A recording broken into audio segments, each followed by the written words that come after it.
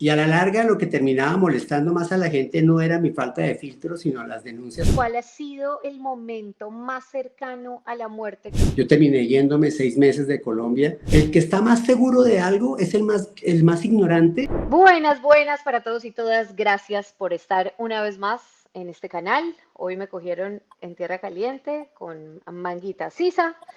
Hoy vamos a hablar en lo que no sabías de con un personaje que a quien admiramos muchísimo, particularmente acá la presente.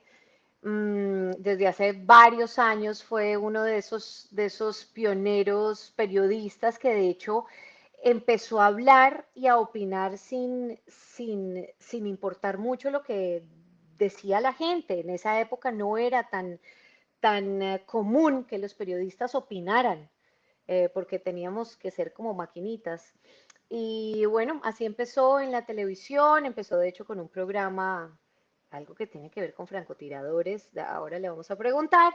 Empezó a crecer este programa y bueno, empezó a crecer él, sus redes sociales y demás.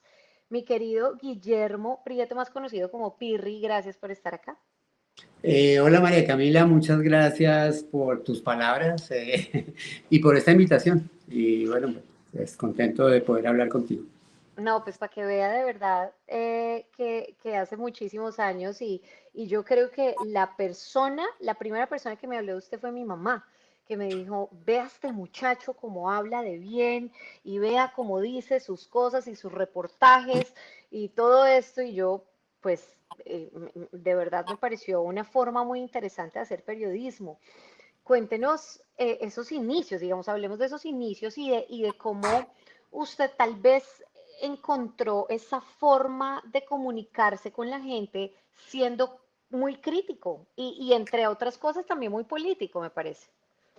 Bueno, yo soy empírico y de pronto la falta de academia me pudo haber traído muchas falencias, pero también me sirvió de alguna manera porque cuando empecé a contar historias, pues lo hacía más o menos desde como yo sentía que se contaban las historias en el periodismo literario, en los documentales y en la crónica. Yo empecé haciendo un programa, francotiradores, yo ni tenía libreto ni nada, yo entré ahí por los deportes de riesgo, básicamente porque era un tipo que se tiraba de todas partes, hasta que un día fui a lanzarme a un cable de 800 metros de largo, donde los niños de 4, 5 y 6 años tenían que hacerlo todos los días para ir al colegio, y ese día algo hizo así en mi cabeza y dije, voy a escribir como lo que me están haciendo en este momento, y escribí mi primera crónica. Y la crónica pues gustó tanto que la pidieron para el noticiero del mediodía, la repitieron en el de las 7 de la noche, se volvió todo un tema que se tomó las noticias toda una semana, y yo empecé a ganar confianza y a pensar, bueno, porque yo estudié una carrera que no tenía que ver con lo que a mí me gusta hacer, que es contar historias. Y ya con ese empujón me arriesgué y empecé a llevar esas crónicas a noticias, hasta que Álvaro García me pidió ser el cronista del noticiero, y una cosa llevó a la otra, y en menos de un año tenía mi programa de televisión, había ganado un premio de periodismo, y ya pues como que con esas puertas abiertas, eh, y como sin esos frenos, no lo digo en el mal, lo digo en el mal y en el buen sentido, sin esos frenos de la academia, sin eso de que no puedes contar historias así, que no puedes contar Total. historias así, que todo tiene que tener esta estructura. Yo dije, pues no, mi manera de contar historias es otra y le voy a apostar a ellas, y si les gustan, pues buenísimo, y si no, pues me echarán. Y al final, pues resultó que la apuesta fue ganadora, y bueno, eh, Oiga, historia patria. ¿y qué carrera es usted? Zootecnia en la Universidad de La Salle. Pues sí, eso se nos iría un programa contándote por qué terminé allá, pero al final duré casi, después de terminar la carrera, duré casi 10 años tratando de buscar cómo reencaminarme en lo que yo quería hacer. Yo fui barman, yo fui DJ, yo hacía tours de deportes de aventura, lo que fuera para sobrevivir, mientras trataba de que me compraran la idea de una primer revista de deportes de riesgo. Así que mis primeros inicios fueron en realidad con esa revista, luego en la revista Cromos y en la revista Shock. Mire, pues es un gran cronista y definitivamente pues sí fue y ha sido un referente para muchos, para muchos. Se lo digo yo que estudié, ¿no? En la Universidad Javeriana del Periodismo, ¿no? La cosa que tenía que ser así, así, así, y pues que en ese momento, como bien le digo, no podíamos opinar. En el 2012, en el 2010, un periodista que opinara era, pues, o sea, no, no, ¿cómo así? O sea, tiene que decir cuál era el registro de la noticia y ya está, y no pasa nada, y eso ese es el trabajo que debe ser así. Entonces, de verdad, me parece que usted rompió como un esquema, una cosa bien importante ahí y lo quiero felicitar por eso y se lo quiero agradecer, entre otras cosas. Vea, Pirri, su forma de no filtro, además de traerle reconocimientos, traerle cosas grandes, su programa, etcétera, también le ha traído cosas no tan agradables. Háblenos de eso, háblenos de tal vez esas molestias a grandes empresas, a políticos, a no sé, a personas que de repente le empezaron a escribir como, venga, esto no, o por acá no es, o usted no, no va a estar más en este programa, o le vamos a cortar más del programa, o en fin. Mira, la parte editorial del programa que la hacía generalmente al final y que me despachaba en la manera en lo que, o sea, yo nunca escogí un estilo, a mí no me entrenaron para que hablara así, que ahora todos los presentadores les dicen, se apaga la luz y la noticia llega aquí, no. Yo le hablaba a la cámara a veces hasta un poco visceralmente, realmente con la indignación que me daba la corrupción y la violencia en el país.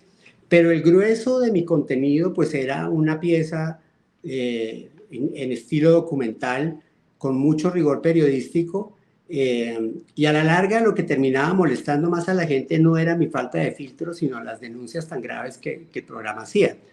Y eso, pues más que incómodo. A la larga yo me he dado cuenta, por ejemplo, que muchos delincuentes o corruptos en este país, uno les puede decir hasta nombrarles hasta la abuelita, pero mientras uno no les esté dañando un negocio o poniéndolos en riesgo de ir a las autoridades, pues todo está bien. Lo máximo que hacen es devolverle a uno el madrazo. Entonces Claro. lo que realmente se terminó convirtiendo en una molestia o en una queja, pero sobre todo en un peligro, eran las denuncias que hacíamos, como le puede haber pasado y le sigue pasando a muchos periodistas en el país. A raíz de muchos, de algunos informes puntuales y cosas como que no voy a entrar ahorita en materia, pues yo terminé yéndome 6 meses de Colombia y regresé cuando ya la UNP me había montado un esquema de protección y ese fue mi diario vivir ya durante mis últimos años de carrera. Entonces, digamos como que el estilo sí llamaba mucho la atención, pero es lo que yo te digo, lo que termina haciendo que le lleguen a uno cartas de los abogados, de los expresidentes, de los exministros, de los ministros, de los funcionarios, etcétera, amedrentándote y tratando de intimidarte, no es que tú les digas o les insinúes en una editorial que eso es el colmo, sino que muestres evidencias en tu reportaje de que hay un acto ilícito en el que están cayendo o que están cometiendo un crimen. Pirri, hablemos de las redes sociales. Usted, de hecho, pues en su momento fue uno de esos pioneros de las redes sociales, en verdad. No, no voy a decir influencer porque no, no parece que sea la palabra apropiada ni adecuada. Pero me parece que sí fue una de esas personas que pues uno veía en las redes sociales, cuando se empezó a hablar de las redes sociales en verdad, y el canal y todo esto, ¿cómo ha visto que ha cambiado el uso de las redes desde el momento en el que empezó hasta ahorita? Digamos, el comienzo de las redes me gustó mucho porque aunque particularmente Twitter era bastante virulento, todavía había espacio al debate. O sea, además de los madrazos y de la grosería y de todo eso, muchos de los que entraban a contradecir o a debatir lo hacían con argumentos.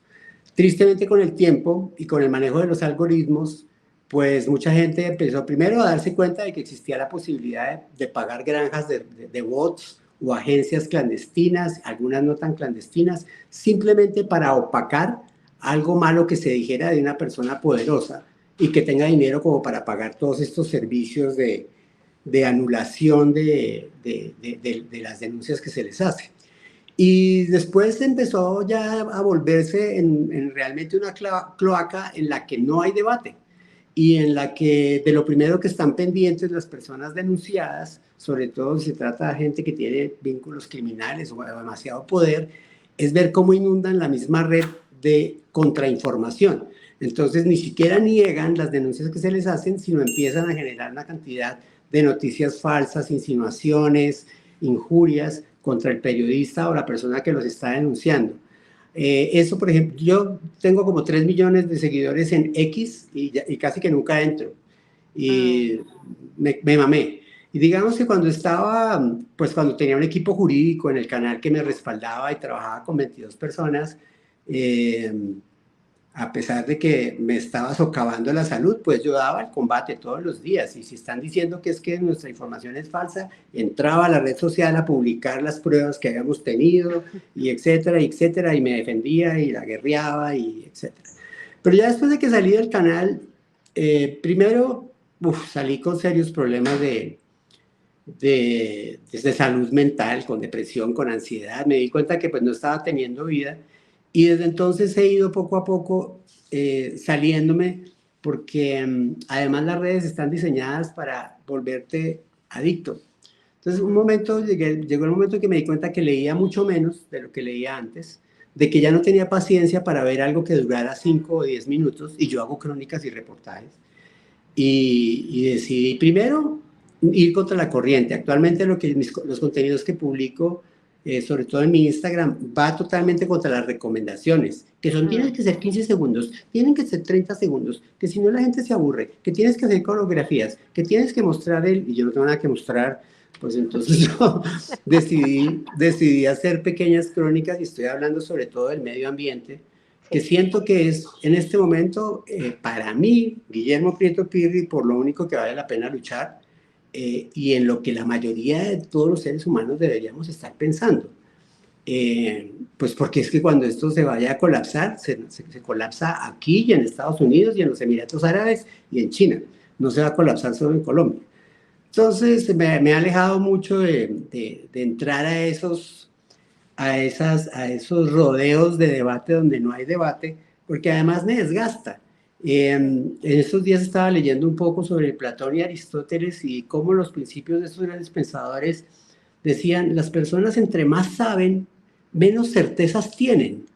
El que está más seguro de algo es el más ignorante, y me perdonan, y hasta el más bruto, ¿no? Tiene un dogma y se pega a ese dogma, y esa es la absoluta verdad. ¿Y quiénes son los que más opinan? Pues vaya uno a ver quiénes son los que más opinan en las redes sociales, pero todo el mundo entra a opinar, vaya a saber quién es cada quien.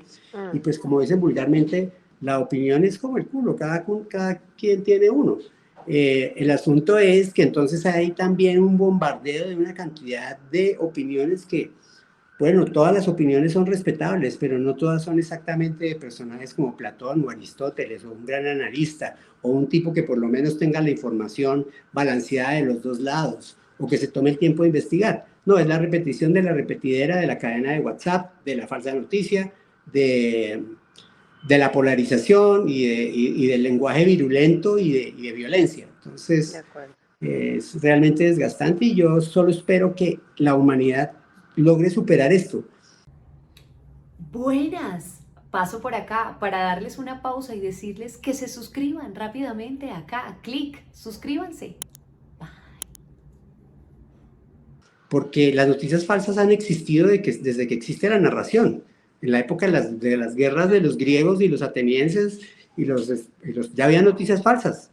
Mandaban decir que fulanito ya había llegado a no sé dónde y que había acabado con 3 poblaciones, y la gente salía huyendo y resulta que era un chisme. Lo que pasa es que ahora no es sino prender el teléfono y la tienes ahí a un segundo de acceso. No, y ahora que le ponen voz de inteligencia artificial y le ponen su cara, y pues puede estar usted diciendo cualquier barbaridad. Hace poco hice un contenido del miedo que me daba hasta dónde vamos a llegar con la inteligencia artificial, porque va a llegar el momento en el que grabar a un político puede resultar una prueba que no sirve, porque es que resulta que ya no va a ser diferenciable una grabación real de una no real. O en fin, lo que pasa, en lo que están cayendo muchas mujeres, que es ese abuso de utilizar inteligencia artificial para crear pornografía con su cara, montándola en figuras de que es un crimen, pues es una cosa atroz y que es muy difícil para la víctima hoy salir a demostrar, oiga, no, es que mire, es que me hicieron un montaje. Vamos a ver, esperemos que el ser humano utilice los potenciales realmente buenos de la inteligencia artificial, aunque viendo históricamente los antecedentes del ser humano, muy seguramente no lo va a usar muy bien, pero crucemos los dedos de que sí. Sí, sí, y acá hago un paréntesis y es que si ustedes, toda la gente que está viendo esta entrevista, no han ido recientemente a las redes de Pirri, él está haciendo un ejercicio bien interesante incluso con el mismo espectador y entonces uno entra a su Instagram y dice, venga, si usted está viendo esto de forma vertical, póngalo en horizontal y sumérjase en el océano y haga esto y eso me parece un hit porque de verdad me atrae de una, tiene mi atención y aparte de eso me quedo porque me parece interesante lo que está diciendo y al final deja un mensaje como siempre lo ha hecho, digamos, en sus historias. Entonces es bien particular cómo lo hace ahora, a pesar de las reglas de Instagram y de lo que sea que nos digan que tenemos que hacer. Vean, quiero hablar de usted un poquito. Quiero que nos cuente cómo está usted, en qué va, en qué anda usted, aparte, digamos, de hacer todas estas crónicas, las hace con una productora, cómo es como su día a día, cuánto tiempo se demora haciendo una crónica. Bueno, pues obviamente ya no tengo las mieles de trabajar con un canal grande, eh, como llegué a trabajar hasta el 2016, donde tenía un equipo de 22 personas y como nuestros ratings eran muy buenos, nos habíamos ganado presupuestos que yo nunca soñé tener. Así que yo llegué a un momento en que hace poquito fueron los 30 años del genocidio del Congo y mirando hacia atrás, en esa época yo hice Chernobyl, mucho antes de que saliera la serie. Fui a Chernobyl, a Ucrania. Estuve en Camboya contando cómo había sido el genocidio del Khmer Rouge. Estuve reviviendo estuve en Auschwitz y en otros campos de concentración, y en Jerusalén, y en Polonia, y en Cracovia, con el genocidio de los judíos, y bueno, en los Balcanes, estuve en el Congo, y a veces miro y digo, qué afortunado soy de haber tenido esa oportunidad, y cuándo volveremos a ver en televisión colombiana un periodista colombiano haciendo informes desde todas esas partes del mundo, haciéndolos para colombianos, pero con un buen contexto y una buena investigación.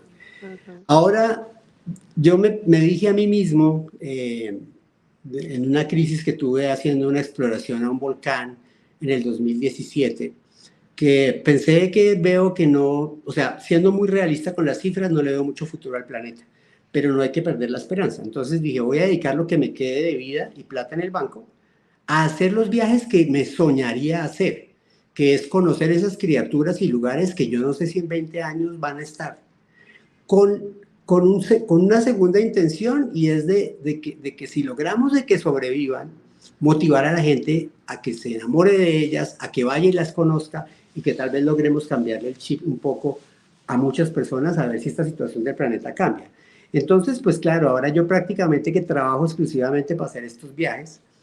Eso sí, no escojo viajes que yo no haría, así me inviten.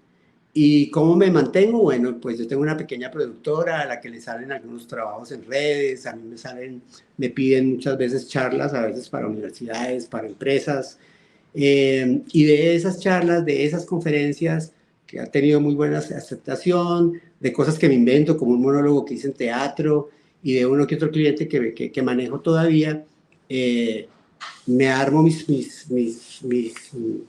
expediciones, siempre como con esa primera motivación egoísta de conocer esos lugares tan recónditos, y segundo, de mantenerme en esto que me apasiona, que es contar historias y llevarle las historias a la gente.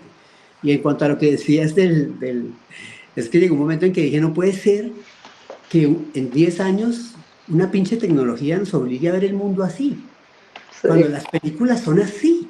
sí.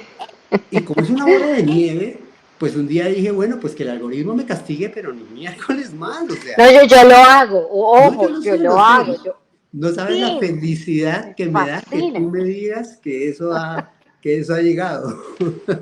pero total, y hago la pausa y digo, hombre, sí, y al final me queda algo y digo, ¿qué estamos haciendo para esto? Sí, sí, sí, sí, está muy bien y me invita a hacerlo y a hacer la pausa y a hacer el movimiento y eso atrae. Créame que sí. Pirri, ¿y con quién vive usted? ¿En dónde está? Por ejemplo, ahí atrás hay un movimiento ahí espectacular, están como haciendo el almuerzo. Cuénteme quién está por ahí atrás. Bueno, hoy es que está Rosita, que es la señora que trabaja conmigo, que es una Ujú. belleza, pero es que hoy está de visita en mi casa mi mamá y mi hermana que vinieron de la tierrita a su merced. Pero pues yo vivo solo, llevo soltero ya voy como para 2 años y medio. Eh, Después de la pandemia todo ha sido como también un poco como de reevaluación de la vida y cosas, como tratando de encontrar cuál va a ser mi siguiente gran fase, porque mi vida se divide como en unas grandes fases, ¿no? Ujú. Entonces, tengo muchos planes y muchos sueños de lugares y cosas que quiero hacer. Eh, Quiero encontrar como una compañera de equipo, ¿no? No es como que no estoy buscando como una novia o una esposa, sino más como una partner que tenga el tiempo, la disponibilidad y la misma pasión que yo para irse a hacer estas vainas que yo hago y las podamos vivir juntos. Y, y tratar de dedicar lo que me quede de salud. Y pues yo ya estoy en el quinto piso, no es un secreto, afortunadamente he hecho mucho ejercicio toda la vida y me mantengo muy en forma. Y pues ando haciendo freediving, que es buceo sin tanque, y ando haciendo mucha escalada y buceo y todo tipo de... Entonces quiero como tratar de extender toda la salud que tenga para hacer esos contenidos y tener estas experiencias hasta donde pueda. Y tratar de llevarle eso a la gente hasta donde pueda. Un día normal mío, digamos, después de la pandemia se ha vuelto un poco aburrido. Cuando uno es una persona conocida, digamos, por ejemplo, a mí me ha dado soy ya cine solo. Y a mí me encanta el cine.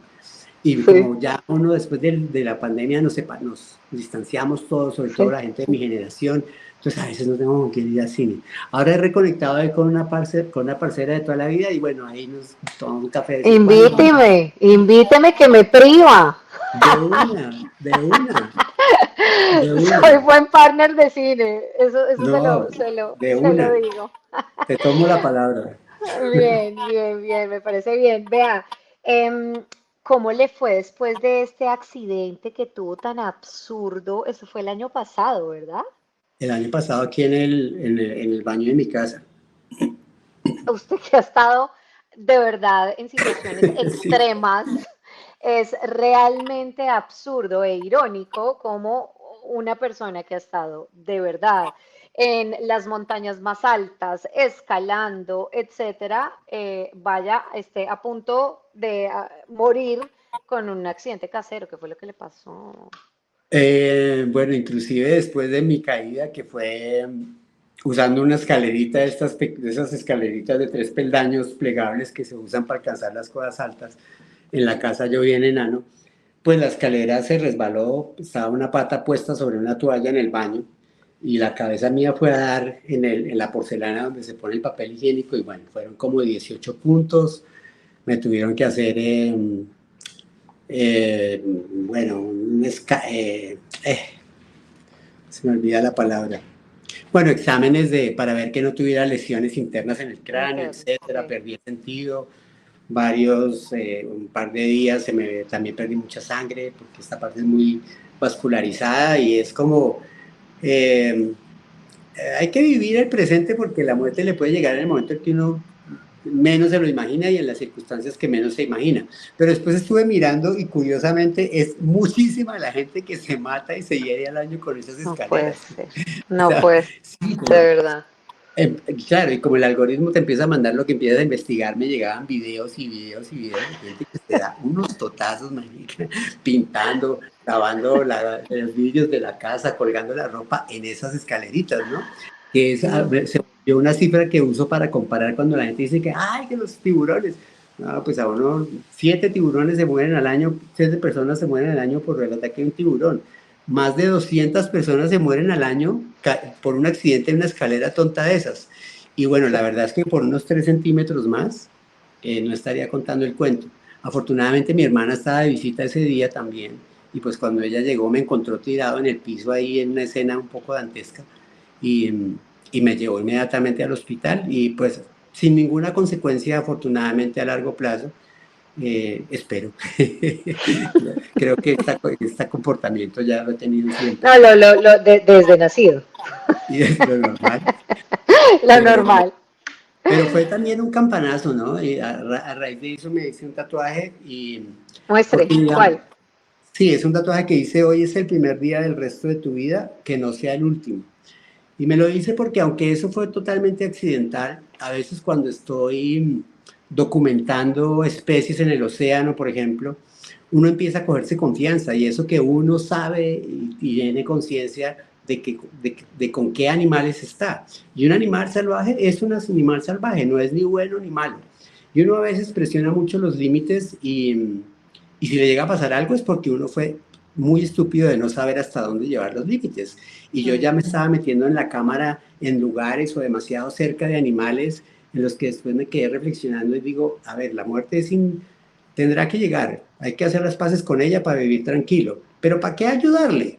O Sí, sea, sí, y, no.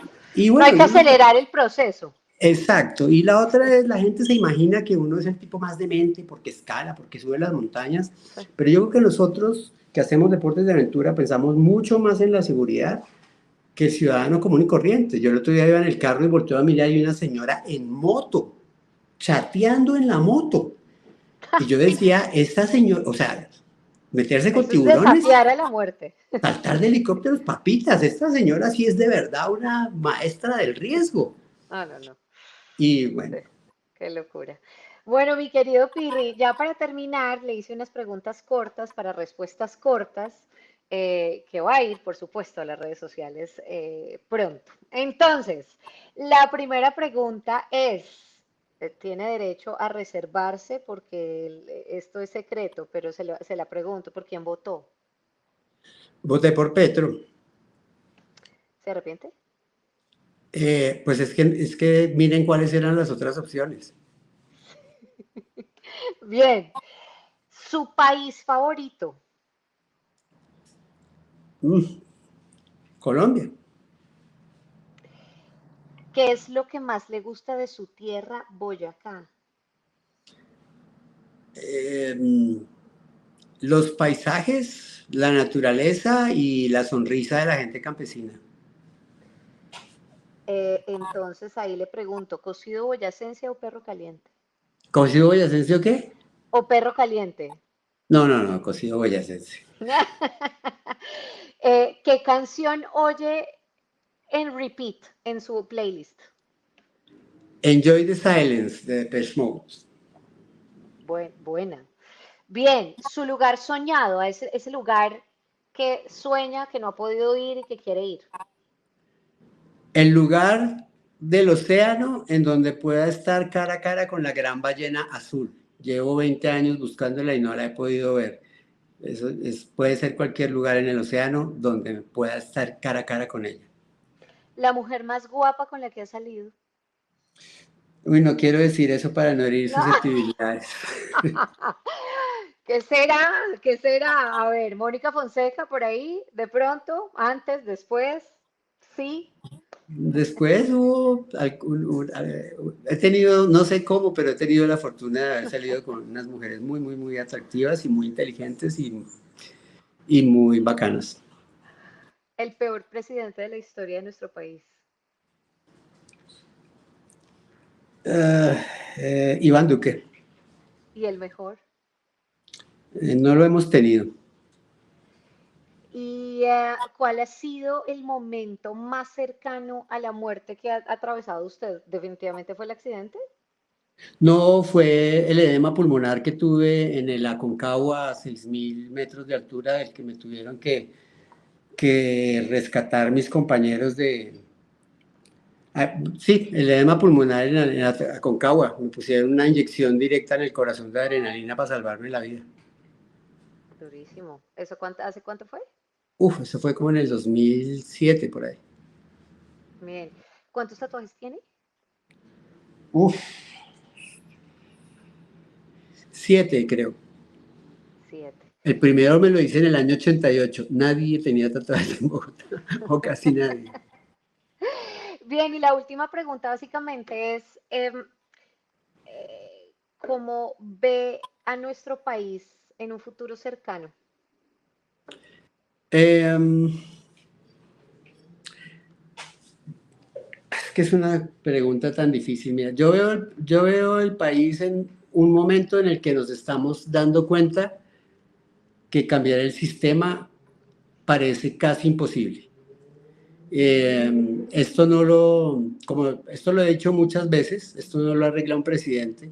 Para que esto se arregle, habría que cambiar las bases de los funcionarios políticos colombianos, desde los ediles hasta los congresistas, pasando por todos los demás cargos, porque la corrupción se nos volvió parte de la cultura. Antes, yo lo he visto pasar a través de mis años de periodista y de ciudadano. Yo espero que algo pase y que como sociedad reaccionemos, porque no solo a Colombia, sino al mundo se le está creando un monstruo que se le salió de las manos, que es la concentración de la riqueza. Y mientras la riqueza esté tan concentrada en tan unos pocos, el poder y las leyes que afectan desde la salud de las personas hasta la supervivencia del medio ambiente y del ser humano en este planeta van a depender de esas muy pocas personas. Y esas muy pocas personas hasta el momento han probado que lo que les interesa es la codicia y que tal vez estamos gobernados por personas enceguecidas por esa codicia, más por estúpidos que por, que por verdaderos pensantes. Y pues si nos dirige ese tipo de personas, pues el planeta, el país, todo, pues no tiene mucha esperanza. Pero bueno, hemos estado en situaciones casi que igual de peores y hemos salido adelante, así que hay que tenerle fe a la raza humana y pues a la especie colombiana. Y a nuestra resiliencia, sí. Sí, Además, sí, lo que pasa es que la resiliencia es para los que estamos jodidos o para los que se joden más. de acuerdo. En esas personas que se concentra la riqueza, ellos no tienen que ser muy resilientes, ellos solo tienen que facturar.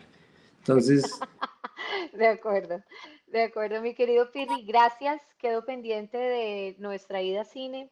Le mando eh, un abrazote, todos los éxitos, de verdad, en lo que haga en su canal. Soy fiel seguidora y quiero invitar a toda la gente que está viendo esta entrevista, que no lo sigue, que de pronto no lo conoce, uno nunca sabe, que vayan a sus redes, que lo visiten y que vean lo, su trabajo y esos ejercicios que está haciendo, sobre todo con el medio ambiente, que me parece bien interesante y que aporta muchísimo a nuestro país. Le mando un abrazo gigante. muchas gracias por este espacio y muchos éxitos en todo lo que estés haciendo en la W y en tu carrera y en tu vida. Mil y mil gracias. Nos vemos. Gracias. Chao, Chao. chao, mis queridos y mis queridas. Por favor, suscríbanse acá abajito. No se olviden y comenten esta entrevista. Mil y mil gracias. Chao.